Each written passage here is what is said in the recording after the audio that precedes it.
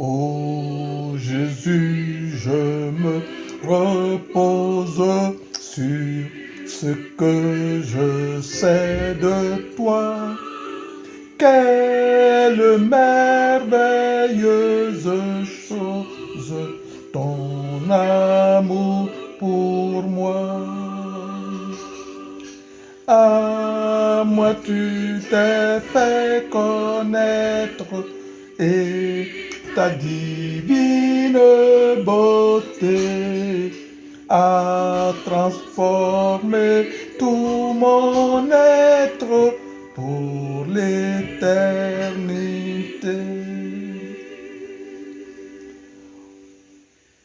Oh, ta croix qui me révèle l'amour qui ne peut périr.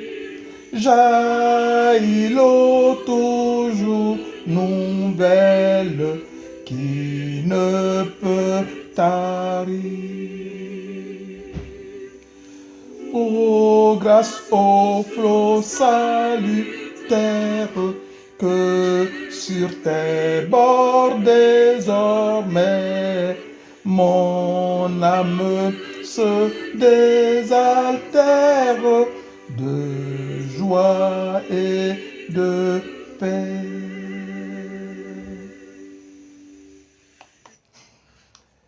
Bien-aimés, nous sommes rassemblés ce matin à travers les ondes pour magnifier notre Dieu, pour louer et adorer notre Dieu et pour apprendre de lui. Oui, Seigneur Jésus-Christ, je me repose sur ce que je sais de toi. Je sais que tu es Jésus-Christ de Nazareth. Tu es le Fils de Dieu. Tu es le Dieu de notre salut. Tu es le Dieu de notre délivrance. Tu es notre Seigneur et notre Sauveur. Je reconnais que par obéissance au Père et par amour pour nous, tu t'es dépouillé de toute ta splendeur. Tu as quitté la gloire et les richesses du ciel. Tu es descendu sur la terre dans une enveloppe humaine afin de nous révéler Dieu, afin de nous montrer la voie qui mène à Dieu. Je reconnais que pour nous, ton sang précieux, ton sang innocent, ton sang pur et sans tache a été versé afin que la justice de Dieu pour notre salut soit accomplie. Oui, Seigneur Jésus-Christ, ton sang qui a coulé nous a délivrés de l'emprise du péché et de la mort. Ton sang qui a coulé nous a rachetés pour Dieu. Ton sang qui a coulé nous a réconciliés avec Dieu. Ton sang qui a coulé est notre justification devant Dieu quand Satan nous met en accusation. Et c'est aussi ton sang qui a coulé qui nous a donné le pouvoir et le privilège de devenir aussi fils de Dieu, héritier et co-héritier avec toi. Je reconnais que sans toi nous ne sommes rien, sans toi nous ne pouvons rien. Mais avec toi nous pouvons tout, par toi que nous fortifies. Car tu es le rocher sur lequel nous appuyons. Tu es notre secours dans la détresse. Tu es notre rempart, notre forteresse, notre bouclier, notre asile protecteur. Seigneur Jésus-Christ, c'est toi. Nous te louons, nous t'adorons, nous te rendons grâce, nous te rendons la gloire, toute la gloire, car tu es digne de gloire.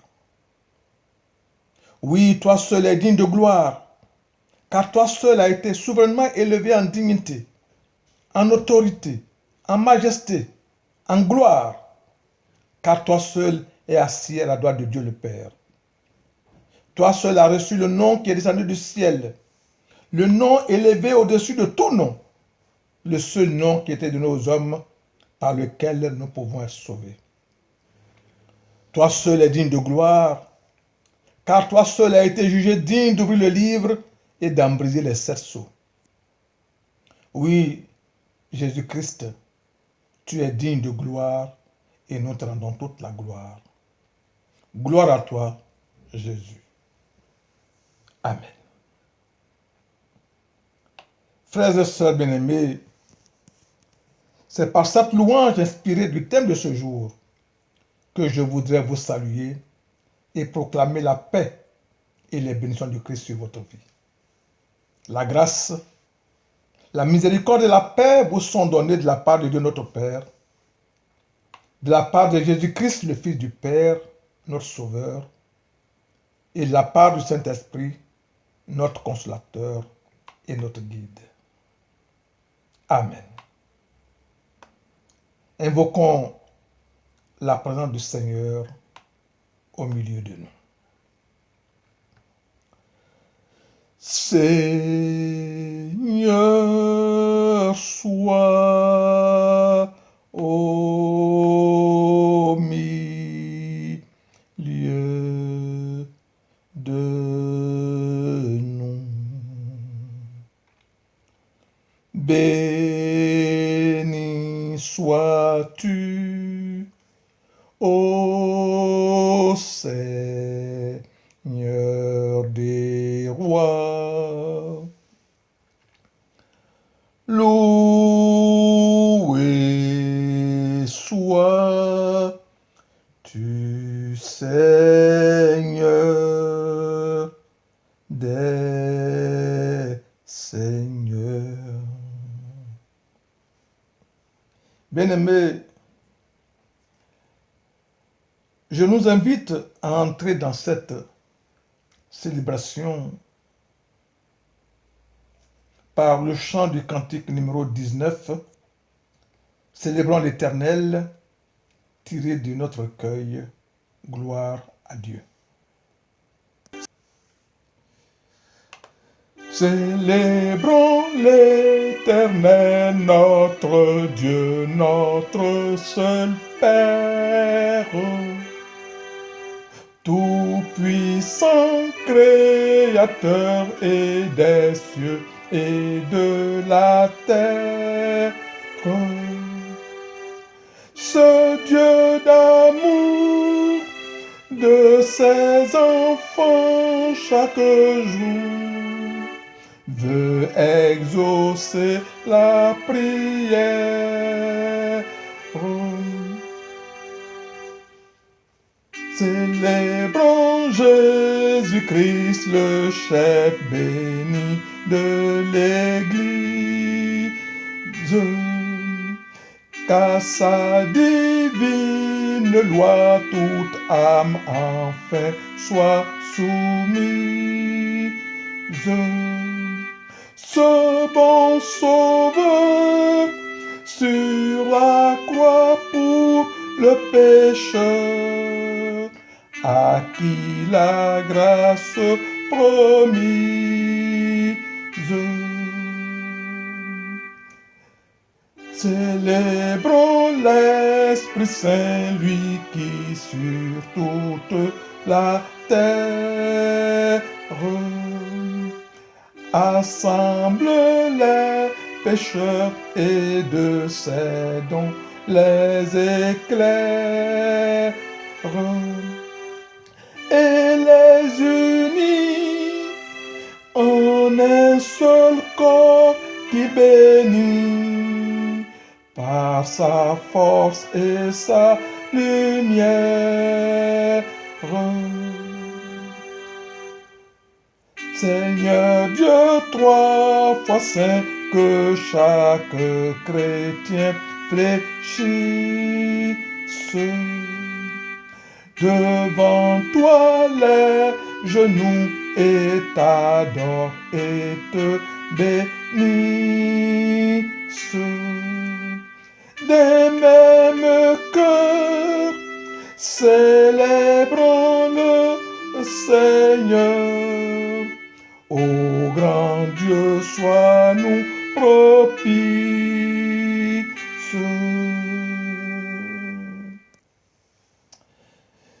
Bien-aimés, notre Dieu est saint. C'est le Dieu trois fois saint qui a horreur du péché mais dont l'amour pour le pécheur est infini. Il convient donc que le pécheur qui vient en sa présence soit purifié et sanctifié. Cela nous étant impossible par sa grâce, il nous a donné un moyen efficace pour lui être agréable. Car sa parole nous dit en Jean 1, versets 8 à 9. Si nous disons que nous n'avons point de péché, nous nous séduisons nous-mêmes et la vérité n'est point en nous. Si nous confessons nos péchés, il est fidèle et juste pour nous les pardonner et pour nous purifier de toute iniquité. En effet, l'Écriture en divers passages nous invite à reconnaître et à confesser nos nombreux péchés et notre méchanceté. Elle nous convie à ne pas les dissimuler, ni les voiler devant la face du Dieu Tout-Puissant, notre Père Céleste, aux yeux de qui tout est à découvert, mais à la confesser avec un cœur humble, soumis, pénitent et obéissant afin d'en obtenir le pardon par sa bonté et sa miséricorde infinie à travers de nombreuses promesses. C'est pourquoi je vous invite, frères bien-aimés, à vous joindre à moi et à vous approcher avec moi du trône de la grâce céleste pour confesser sincèrement nos péchés. Je nous invite chacun à adopter une position d'humilité, une position de prière.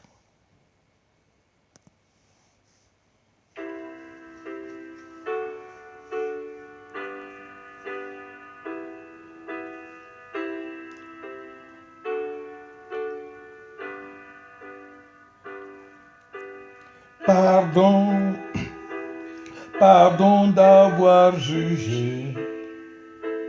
Pardon, pardon d'avoir condamné. Pardon, pardon d'avoir blessé. Pardon, pardon d'avoir critiqué. C'est vrai, mon cœur est tortueux. C'est vrai, il est dur et orgueilleux. Et sans toi, je ne peux pas changer. Seigneur, viens m'apprendre à aimer. Pardon de mépriser mes frères. Pardon de rester là sans rien faire. Pardon, c'est mon cœur qui te prie. Pardon, oh viens purifier ma vie. C'est vrai, mon cœur est tortueux. C'est vrai, il est dur et orgueilleux. Et sans toi, je ne peux pas changer.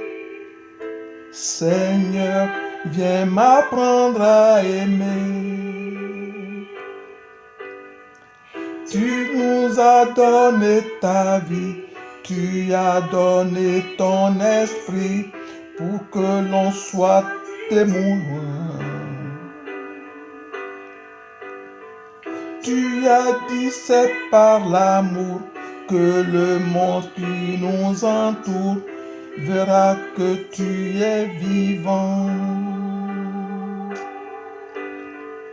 Alors entends nos prières, viens renverser nos barrières, viens nous apprendre à aimer.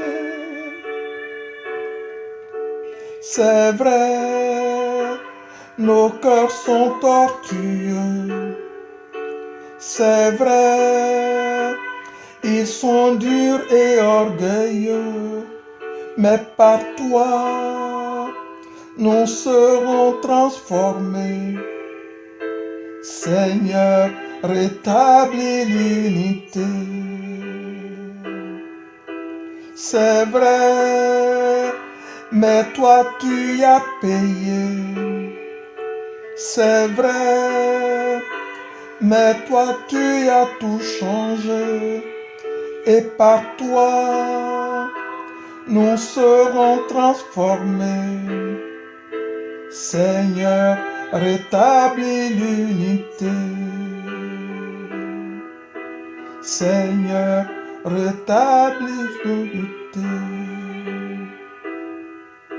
Seigneur, nous voulons l'unité.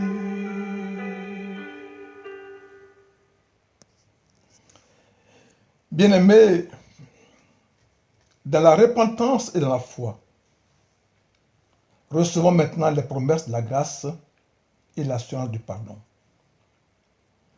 C'est par la grâce que vous êtes sauvés, par le moyen de la foi. Et cela ne vient pas de vous, c'est le don de Dieu. Ce n'est point par les œuvres, afin que personne ne se glorifie. Écoutons donc ces paroles de grâce. Que tous ceux qui se répandent dans la foi reçoivent du Seigneur l'assurance de son pardon. Mon enfant, tes péchés te sont pardonnés, va et ne pêche plus. Amen. Bien-aimés, on ne vient pas en présence de notre Dieu et repartir tel qu'on est venu. Dieu a toujours une parole de consolation, une parole de guérison, une parole d'édification, une parole d'affermissement pour chacun de ses enfants. C'est pourquoi nous allons écouter la parole que le Seigneur a pour nous ce matin.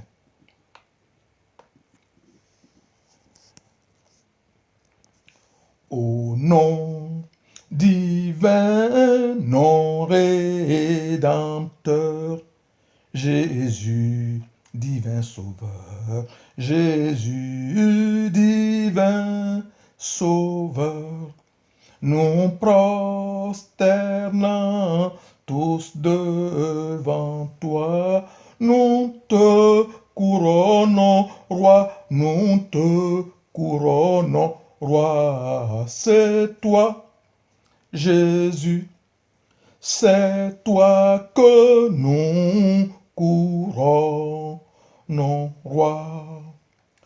Nous te couronnons, roi, nous te couronnons, roi, c'est toi, Jésus, c'est toi que nous couronnons, roi. Prions Dieu. Seigneur, nous te bénissons pour toutes les grâces que tu nous accordes, celles que nous connaissons et celles dont nous vivons sans en avoir conscience. Au commencement, tu as créé les cieux et la terre par ta parole souveraine. Comme au premier jour du monde, ton Verbe reste créateur.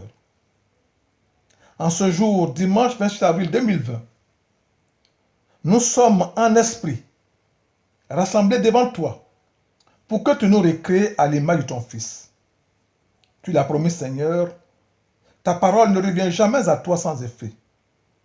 Accomplis aujourd'hui la mission que tu lui confies, afin qu'elle nous façonne jusqu'à ce que le Christ soit formé en nous et que nous connaissons la plénitude de ta joie. Parle, ô Père, nous t'écoutons. Amen. Bien-aimés, notre texte de ce matin est tiré du Nouveau Testament, de la première épître de Paul aux Corinthiens. 1 Corinthiens, chapitre 15. Nous allons lire les 21 premiers versets. 1 Corinthiens 15, versets 1 à 21. 1 Corinthiens 15, 1 à 21. Je lis. Je vous rappelle, frères, l'évangile que je vous ai annoncé, que vous avez reçu, dans lequel vous avez persévéré et par lequel vous êtes sauvés, si vous le retenez tel que je vous l'ai annoncé. Autrement, vous aurez cru en vain. Je vous ai enseigné avant tout, comme je l'avais aussi reçu, que Christ est mort pour nos péchés, selon les Écritures, qu'il a été enseveli et qu'il est ressuscité le troisième jour, selon les Écritures, et qu'il est apparu à Céphas, puis aux 12. Ensuite, il est apparu à plus de 500 frères à la fois, dont la plupart sont encore vivants et dont quelques-uns sont morts. Ensuite, il est apparu à Jacques, puis à tous les apôtres. Après eux tous, il m'est apparu aussi à moi, comme à l'avorton, car je suis le moins des apôtres. Je ne suis pas digne d'être appelé apôtre parce que j'ai persécuté l'Église de Dieu. Par la grâce de Dieu, je suis ce que je suis, et par sa grâce envers moi, et sa grâce envers moi n'a pas été vaine, loin de là. J'ai travaillé plus que tous, non pas moi toutefois, mais la grâce de Dieu qui est avec moi. Ainsi donc, que ce soit moi, que ce soit eux, voilà ce que nous prêchons, et c'est ce que vous avez cru. Or, si l'on prêche que Christ est ressuscité des morts, comment quelques-uns parmi vous disent qu'il n'y a point de résurrection des morts? S'il n'y a point de résurrection des morts, Christ non plus n'est pas ressuscité. Et si Christ n'est pas ressuscité, notre prédication est donc vaine et votre foi aussi est vaine. Il se trouve même que nous sommes de faux témoins à l'égard de Dieu, puisque nous avons témoigné contre Dieu qu'il a ressuscité Christ, tandis qu'il ne devrait pas ressusciter si les morts ne ressuscitent point. Car si les morts ne ressuscitent point, Christ non plus n'est pas ressuscité.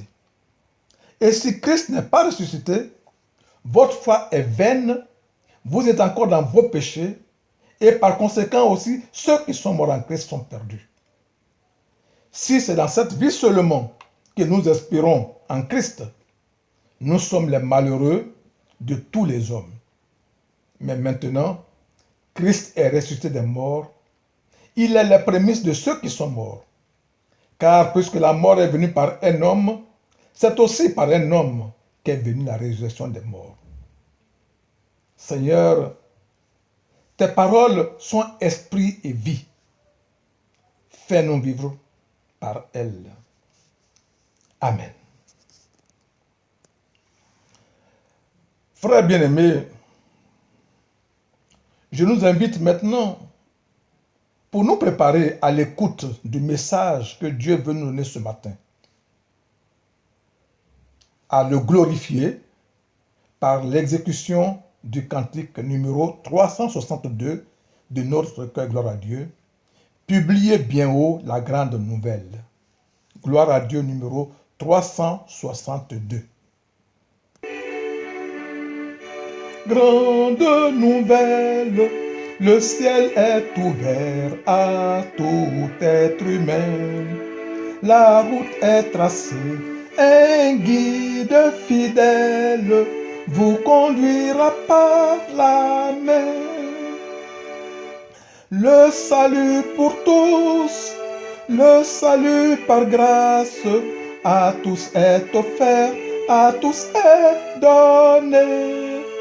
Oh, venez pécheurs, venez, le temps passe, et vous serez pardonnés. Publiez bien haut la grande nouvelle, le sang de Jésus a tout effacé. Où que vous soyez, c'est vous qu'il appelle, vous qui l'avez offensé. Le salut pour tous, le salut par grâce, à tous est offert, à tous est donné. Oh, venez pécheurs, venez, le temps passe, et vous serez pardonnés. Publiez bien haut la grande nouvelle, au loin comme auprès, faites-la courir. Partout où se trouve une âme rebelle, un pécheur à secourir. Le salut pour tous, le salut par grâce, à tous est offert, à tous est donné. Oh, venez pécheurs, venez, le temps passe, et vous serez pardonnés.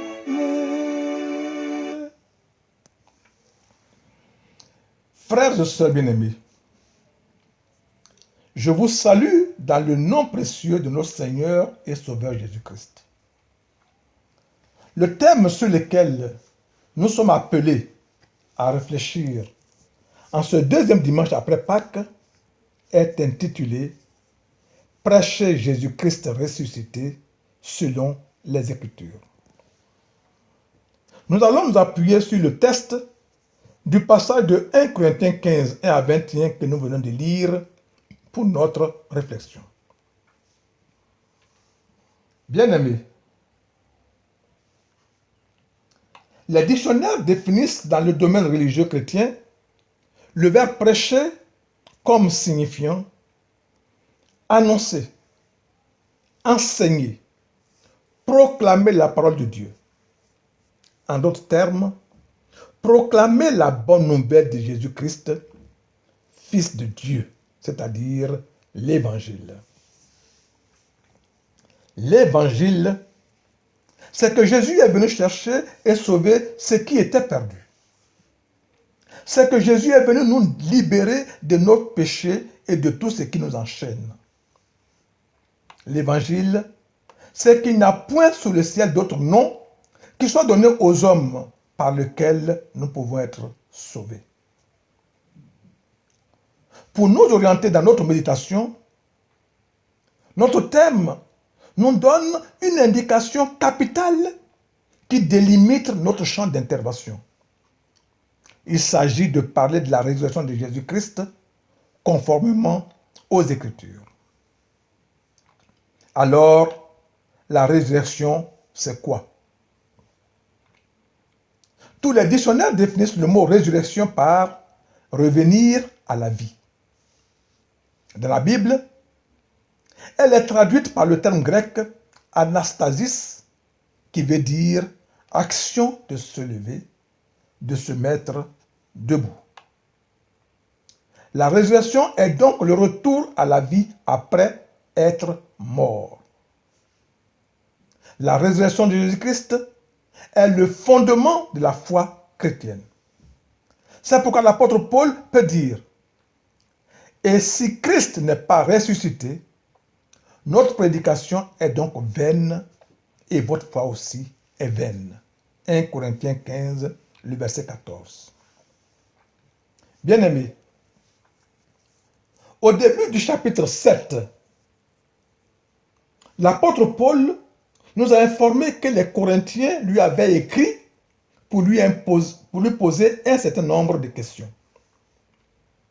Dans ce chapitre 15, il leur donne la réponse à une de ces questions, la résurrection de Jésus. Certains faux docteurs et des intellectuels de Corinthe niaient la résurrection des morts, désorientant certains fidèles, détruisant ainsi les bases de la foi chrétienne. Paul va, dans le passage que nous étudions, leur répondre point par point. Regardons donc notre texte. Nous pouvons le diviser en deux parties. La première partie, verset 1 au verset 11, que nous pouvons nommer l'évangile et la résurrection, l'apôtre rappelle dans ce segment aux Corinthiens que l'évangile qu'il leur a annoncé, qui peut les sauver s'ils s'y accrochent, et s'ils n'ont pas cru en vain, repose tout entier sur le fait que Jésus est mort pour nos péchés et qu'il est ressuscité. Or, ce Jésus ressuscité a été vu par Céphas, par les 12 apôtres, par plus de 500 frères en même temps, par Jacques en particulier, et enfin, après tous, par Paul lui-même. Certes, il se reconnaît indigne du nom d'apôtre, parce qu'il a persécuté l'Église. Mais par une grâce particulière, il affirme avoir travaillé plus que les autres.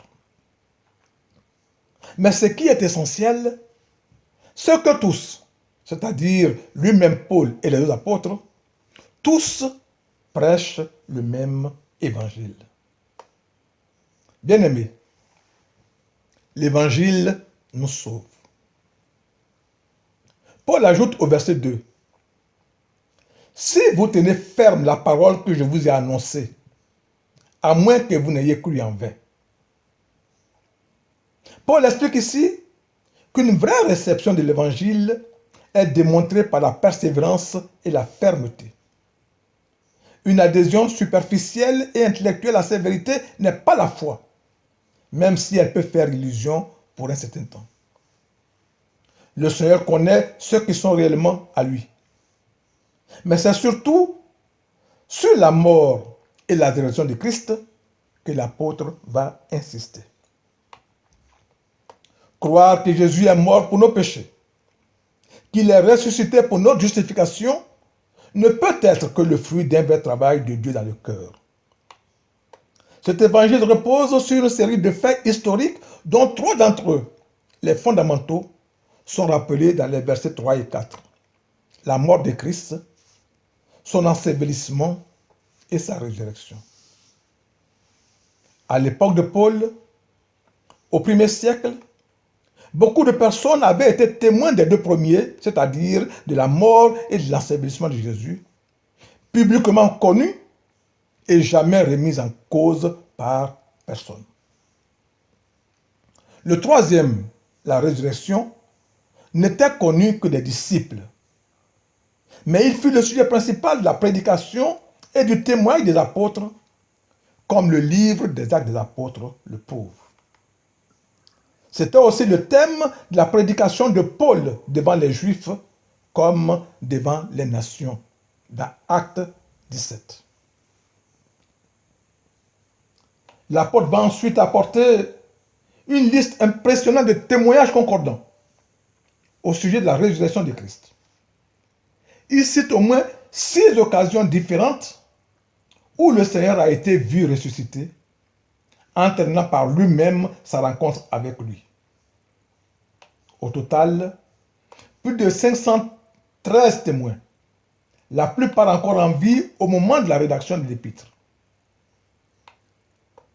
La résurrection du Seigneur est donc un fait historique indiscutable, même si l'ennemi emploie toute sa ruse à la nier. Déjà, au matin de la résurrection, les chefs du peuple avaient soudoyé les gardes pour qu'ils fassent croire que ses disciples l'avaient enlevé. Que ces gardes n'aient pas été sanctionnés, ni condamnés d'avoir mal gardé le tombeau, était une preuve de ce mensonge. Encore actuellement, certains livres continuent de colporter cette fable.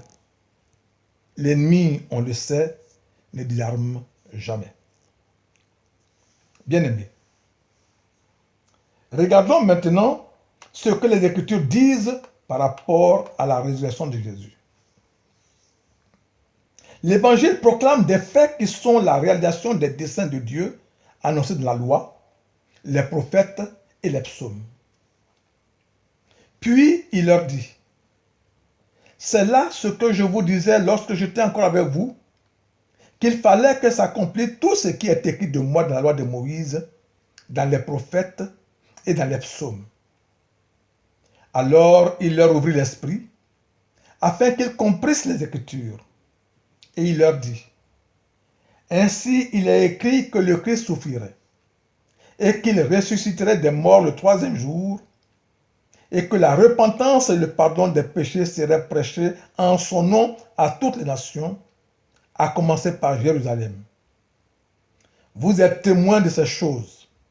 Et voici, j'enverrai sur vous ce que mon Père a promis. Mais vous, restez dans la ville jusqu'à ce que vous soyez revêtus de la puissance d'en haut. Luc 24, les versets 44 à 49.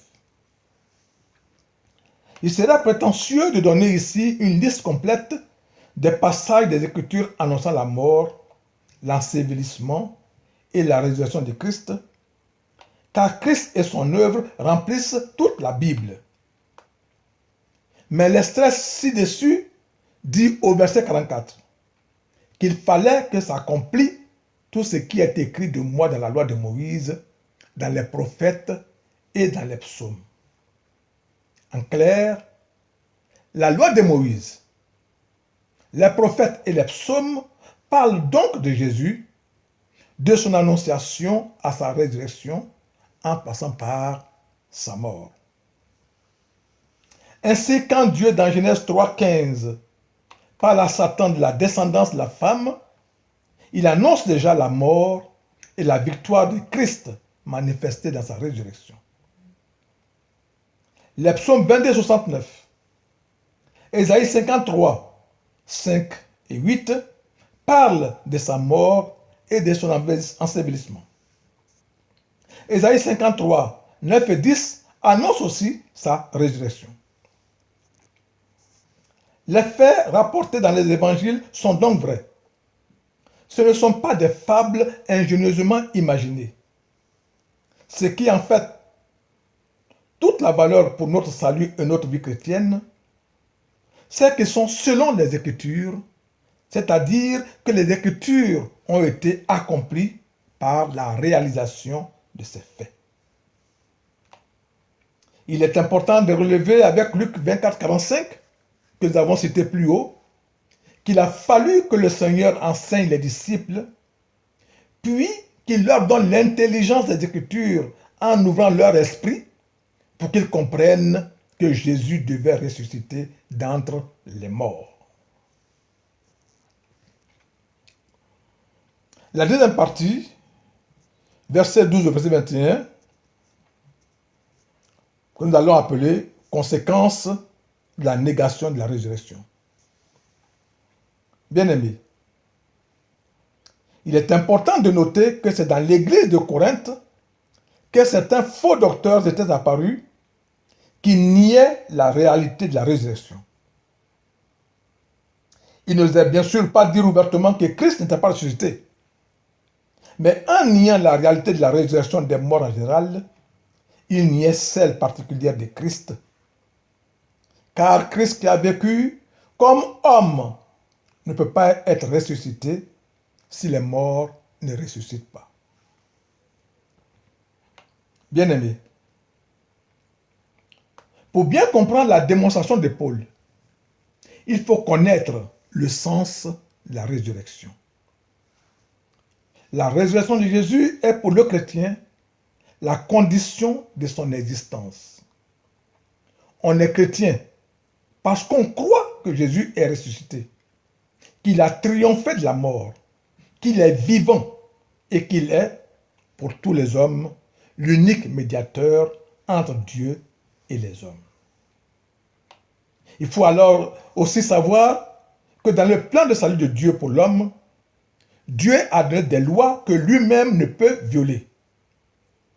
Or, Dieu a clairement dit que le salaire du péché, c'est la mort. Nous savons que c'est par le péché d'un homme que tous les hommes sont devenus pécheurs. Par parallélisme des formes, il faut la justice d'un homme pour que tous les hommes soient justifiés. Il faut la mort d'un homme sans péché pour vaincre le péché et la mort.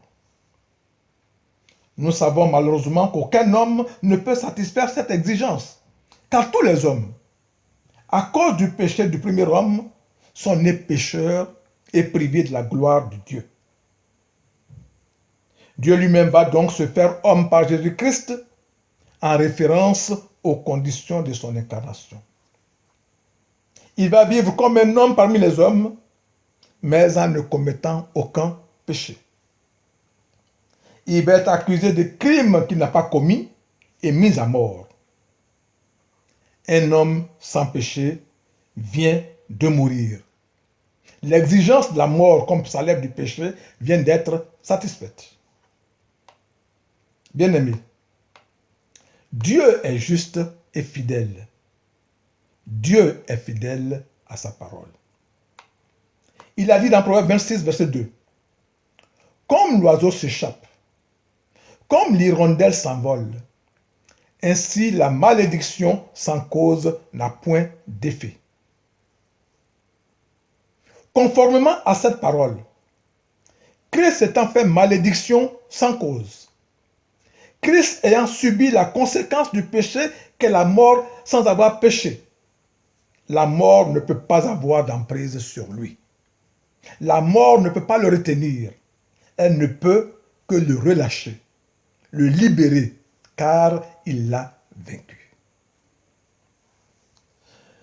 Nous savons enfin que par la mort et la résurrection de Jésus, le salut pour tous, le salut par grâce, comme nous venons de le chanter, à tous est offert, à tous est donné. Il suffit simplement pour celui qui veut en bénéficier d'accepter Jésus-Christ comme son Seigneur et son Sauveur. Voilà donc posée la problématique du salut que Dieu nous offre. C'est fort de cela que Paul va méthodiquement démontrer quels sont les résultats logiques de l'erreur de nier la résurrection. S'il n'y a pas de résurrection, sa prédication est prise son contenu et il prêche un mythe. La foi des Corinthiens est une illusion car elle ne repose sur rien. Les apôtres qui affirment avoir vu le Seigneur ressuscité sont de faux témoins, des menteurs. Les Corinthiens sont encore dans leur péché. Les croyants déjà morts ne sont pas auprès du Seigneur, mais ils sont perdus à jamais. En définitive, l'espérance chrétienne se réduirait donc aux courtes années de la vie sur terre, si tout devait s'arrêter là, à la mort. Christ ne serait qu'un modèle pour la vie terrestre présente, ce qui n'apporterait que des souffrances supplémentaires sans aucune compensation future. Si Christ n'est pas ressuscité, oui, en vérité, nous les chrétiens, nous sommes les plus misérables de tous les hommes. Mais heureusement, tout cela est faux. Christ est vraiment ressuscité. Il est les prémices de la résurrection, le second Adam, en qui tous revivent comme tous meurent dans le premier. Jésus ressuscité échappe donc au pouvoir de la mort. Il n'est pas seulement réanimé pour un temps. La mort n'a plus de pouvoir sur lui. Il est vivant pour l'éternité. Il ne se réincarne pas dans un autre élément de la nature. C'est bien lui, le même que celui que les disciples ont connu, qu'ils ont accompagné sur les routes de la Galilée de Judée, qu'ils ont entendu enseigner et vu soulager les misères de ceux qui venaient à lui. C'est lui, Jésus, qui leur apparaît maintenant dans son corps glorieux, comme le dit diversement et de manière unanime, la finale de chaque récit des 4 évangiles. Certes, ce corps glorieux fait fi des lois et des contraintes de l'espace et du temps. Car Jésus entre dans la maison où se sont enfermés les disciples sans qu'on lui ouvre. Il apparaît au bord du lac, dans le jardin. Mais il est reconnaissable dans une humanité transfigurée. Les disciples sont devant l'évidence que Jésus est bien le Fils de Dieu puisqu'il est ressuscité. Bien-aimé, il y a un dernier élément que je m'en voudrais de passer sous silence. La résurrection de Jésus est différente de la résurrection de Lazare ou de celle de la fille de Jaïrus ou même de celle de toutes les autres personnes mortes revenues à la vie dont la Bible parle. Toutes ces autres personnes, toutes ces autres résurrections ont été faites soit par Jésus, pour les cas mentionnés dans le Nouveau Testament, soit par des prophètes pour ceux de l'Ancien Testament. Toutes ces personnes sont revenues à la vie, mais elles sont toutes remortes, si on peut dire, quelque temps après. Jésus, lui, n'a pas été ressuscité par quelqu'un, car il est lui-même la vie. Il a dit, « Je suis la vérité et la vie. »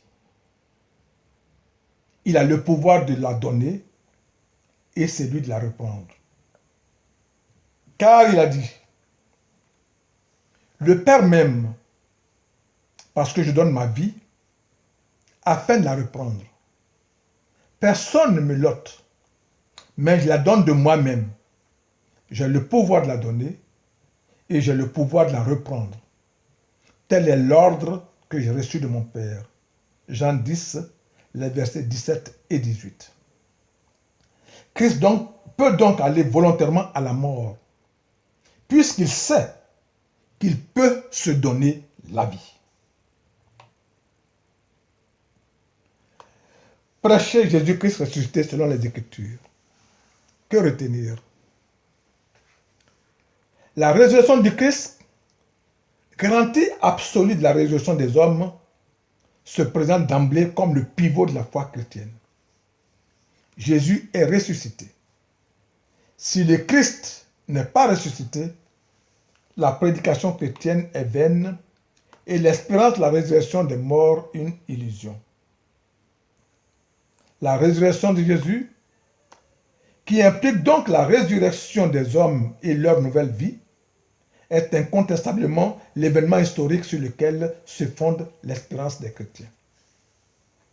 En proclamant l'attente de la résurrection des morts et de la vie éternelle, la confession de foi, telle que le symbole de Nicée le proclame, exprime clairement le sens de l'espérance de l'Église. Pour sa part, l'apôtre Pierre rappelle à ses lecteurs que Dieu leur a donné une espérance vivante grâce à la résurrection de Jésus-Christ. C'est sur elle que les croyants construisent leur nouvelle existence dans l'au-delà. Loué soit Dieu, le Père de notre Seigneur Jésus-Christ. Dans son amour sans limite, il a eu compassion de nous et nous a fait naître de nouveau en nous associant à la résurrection de Jésus-Christ d'entre les morts pour nous donner une espérance vivante. 1 Pierre 1, le verset 3. C'est seulement en prenant au sérieux la résurrection et en la plaçant au cœur de leur foi que les chrétiens retrouveront la vigueur de leur espérance. Chrétiens, l'énoncé de ce thème, prêcher Jésus-Christ ressuscité selon les Écritures, est aussi une invitation qui nous est faite pour que nous fassions de toutes les nations des disciples de Jésus-Christ, le ressuscité. Que Dieu nous y aide au nom de Jésus-Christ. Amen. Méditons en silence ce message. Et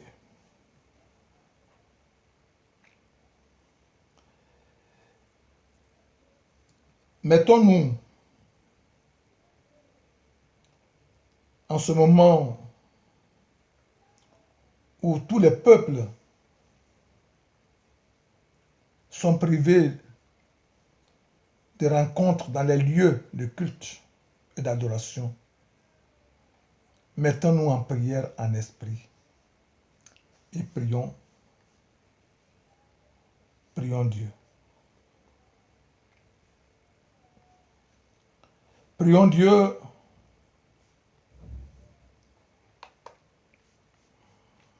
confions-lui nos soucis, confions-lui nos proches,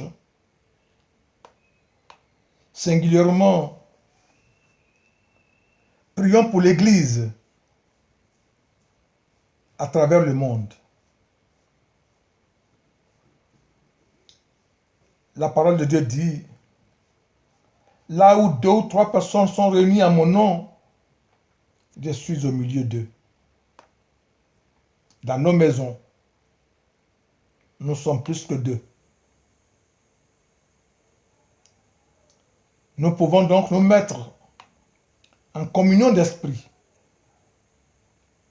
et élever nos voix à notre Père pour lui présenter nos requêtes. Mais pour aujourd'hui, ensemble, prions pour l'Église, pour notre Église en particulier, afin que le Seigneur, son époux, la fasse croître. Que Dieu ait sa main puissante de protection sur son Église. Que Dieu ait sa main puissante de protection sur chaque membre de l'Église, sur chacun de ses enfants. Que de sa grâce, ce fléau du siècle, ce coronavirus, s'éloigne de chacun et de chacune de nos familles, de chacun de nous individuellement, mais aussi de nos proches, de notre pays. Le Seigneur a dit que notre paix individuelle dépend de la paix du pays dans lequel nous sommes. Nous allons prier pour que Dieu lui-même vienne de sa main puissante chasser ce fléau de nos vies, de nos pays. Qu'il éclaire nos dirigeants en leur donnant la sagesse et l'intelligence nécessaires, afin qu'ils prennent les décisions que lui-même va inspirer, des décisions appropriées pour gérer cette situation. Que par-dessus tout, il affermisse notre foi en lui, qu'il nous donne d'avoir confiance en lui, afin que, même en plein confinement, nous ne cessions jamais de penser à lui, parce qu'il est la solution à tous nos problèmes.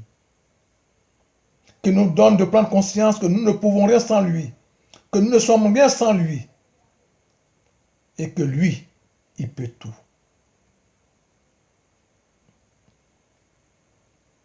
Merci Seigneur pour nos vies que tu préserves. Merci Seigneur pour la santé que tu nous donnes. Merci Seigneur pour la protection que tu nous apportes à tous égards. Merci pour ta présence. Ta présence qui nous donne la paix. Ta présence qui nous donne la joie. Merci pour nos âmes que tu bénis. Pour nos âmes que tu restaures. Pour nos âmes que tu rassures. En dissipant toutes nos craintes, toutes nos peurs, toutes nos frayeurs, toutes nos inquiétudes. En te chargeant toi-même de la gestion de nos ennemis. Seigneur, nous te bénissons. Nous te rendons la gloire, toute la gloire, au nom de Jésus-Christ. Amen.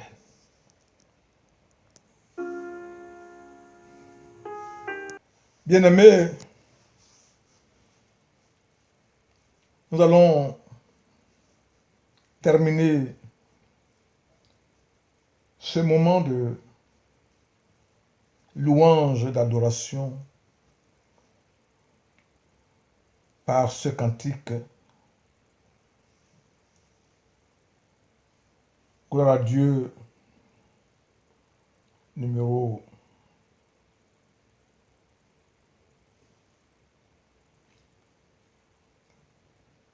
400. Voir mon Sauveur face à face.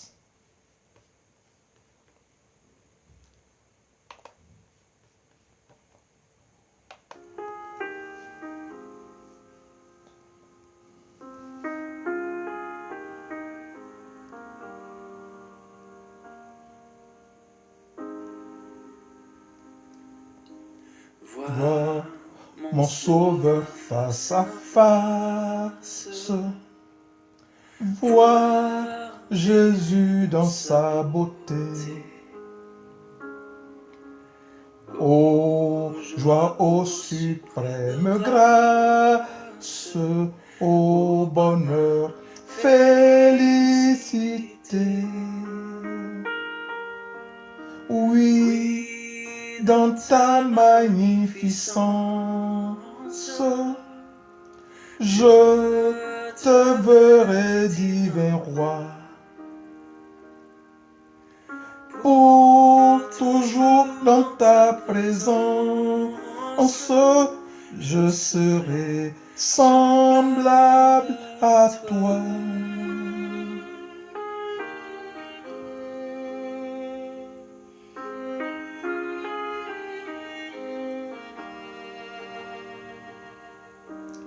Oh, quel transport d'allégresse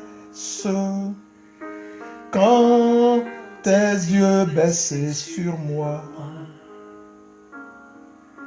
me diront avec tendresse, je mourus aussi pour toi. Oui, dans ta magnificence, je te verrai, divin roi. Pour toujours dans ta présence, je serai semblable à toi.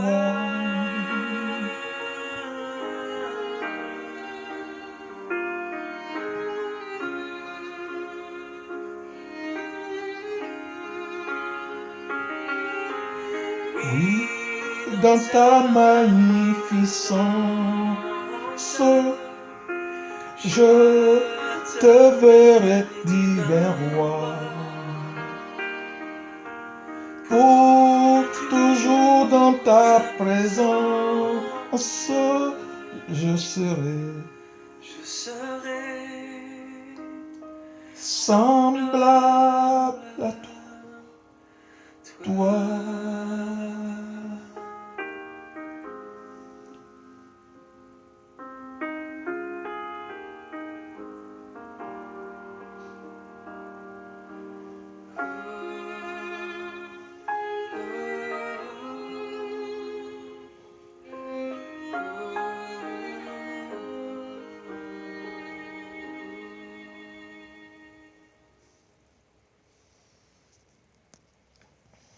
Que la paix, que les bénédictions du Dieu Tout-Puissant vous accompagnent. Que le Seigneur vous soutienne dans ce moment difficile que nous traversons. Que le Seigneur soit avec vous. Au nom de Jésus-Christ.